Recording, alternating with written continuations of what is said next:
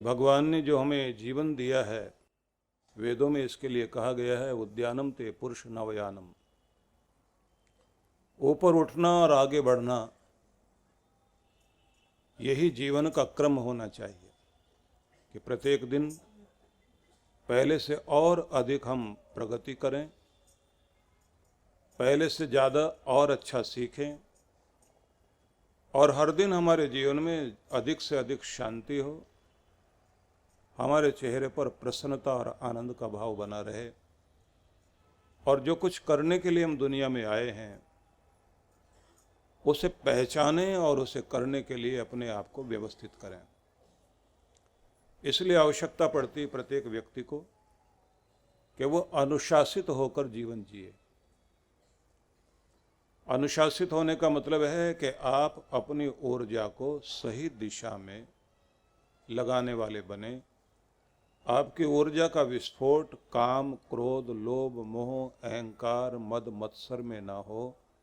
मतलब अपनी ताकत को आप क्रोध में ना खर्च करें, ईर्ष्या में ना जलाएं, लोभ में पड़कर अपनी ताकत का गलत इस्तेमाल ना करें, मोह ममता में आकर आप अपने लक्ष्य से भटक न जाएं, बदला लेने की भावना, निंदा करने की भावना, चुगली करने की भावना, उस सब पर हम नियंत्रण पाएं, ये सब अनुशासन है।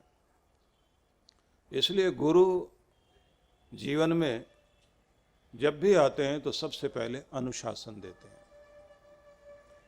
और अनुशासन देते हैं तो हमें ये सिखाते हैं कि अब जीभ पर नियंत्रण होना चाहिए, बोलने पर भी नियंत्रण हो, खाने पर नियंत्रण हो, मर्यादा में चलना, और जहां भी अति होने लग जाए वहां आपको अपने आप को बचाना है।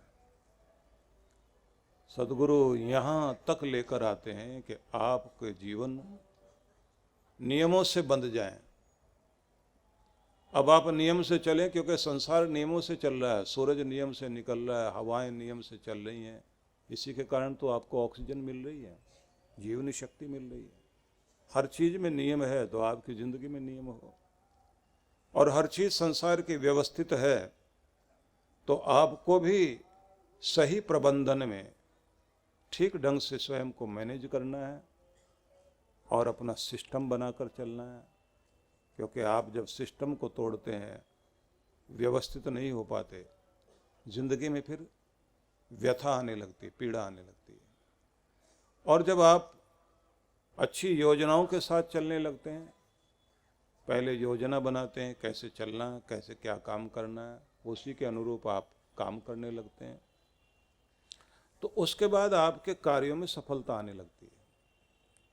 उसके बाद सदगुरु आगे ये बताते हैं कि आपके जीवन में आवश्यकता है जोश की, कि आप आखिर तक अपने उत्साह को खत्म मत होने दो। काम शुरू किया, बीच में किसी ने निंदा चुगली कर दी, किसी ने मजाक उड़ा दी, आप अपना काम छोड़कर बैठ गए। ये जो अंदर उत्साह होता है, इसे कोई तोड़ना चाहे तो तोड़ ना पाए। नेल्सन मंडेला अगर 27 सालों तक जेल में बैठकर भी अपने देश को नया रूप देने की कल्पना करता है, और अंग्रेज लोग उसके मन को तोड़ने के लिए, मनोबल तोड़ने के लिए पूरी ताकत लगाते हैं, वो टूटता नहीं। दुनिया को लगता है कि जेल में बैठे बैठे जिंदगी खत्म हो जाएगी, लेकिन एक दिन बाहर आता है और अपने देश को एक नया रूप देता है। क्या हिम्मत रही होगी! ये वो क्या चीज है जो आपको जीने के लिए, आगे बढ़ने के लिए प्रेरित करती है? ये जोश चाहिए।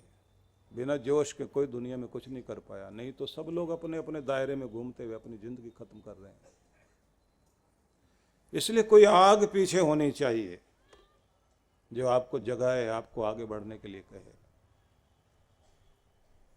द्रोणाचार्य की पाठशाला में प्रवेश नहीं होने दिया, राजपुत्रों ने कह दिया कि यहाँ जंगल में रहने वाला भील बालक वो आकर के राजकुल के राजपुत्रों के साथ पढ़ेगा, ऐसा नहीं हो सकता। छोटा सा बच्चा एकलव्य बाहर खड़ा हुआ कहता है, गुरुदेव मैंने तो आपको मान लिया, मैंने तो आपको अपने हृदय में धारण कर लिया, आप अपना शिष्य मुझे स्वीकार कीजिए, और अगर जगह नहीं दे सकते तो मेरे दिल में जगह है, वहां जरूर रहिए। और ऐसा कह करके वो निकल गया। उसका जोश देखिए आप।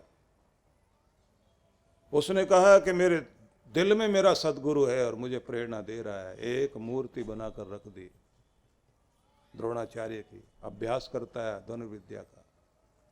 और एक दिन ऐसा आया कि वो जो कला अर्जुन को भी नहीं आती थी, वो कला उस बच्चे ने सीख ली। अपने बाण चलाकर उसने भौंकते हुए कुत्ते के मुंह को बंद कर दिया और कुत्ते को घायल भी नहीं किया। द्रोणाचार्य आश्चर्यचकित रह गए देखकर उस बच्चे को। पूछते हैं तुम्हारा गुरु कौन? बोले आप खड़े हो ना। बोले मैं तो वहां रहता हूं। बोले नहीं, दिल में भी तो रहते हो। मैं तो सिखाने नहीं आया। बोले अंदर बैठकर रोज सिखाते थे, क्योंकि मेरी श्रद्धा सिखाती थी। मेरे श्रद्धा ने मेरे गुरु को दिल में बैठा रखा था। बस यही वो चीजें हैं जो आपके अंदर वो शक्ति भर देती हैं, जिससे आप वो महान से महान कार्य कर जाएं। एक दुर्बल शरीर बलिष्ठ आत्मा बन जाए। इसलिए कहा जाता है कि जीवन में सदगुरु की बहुत बड़ी आवश्यकता पड़ती है।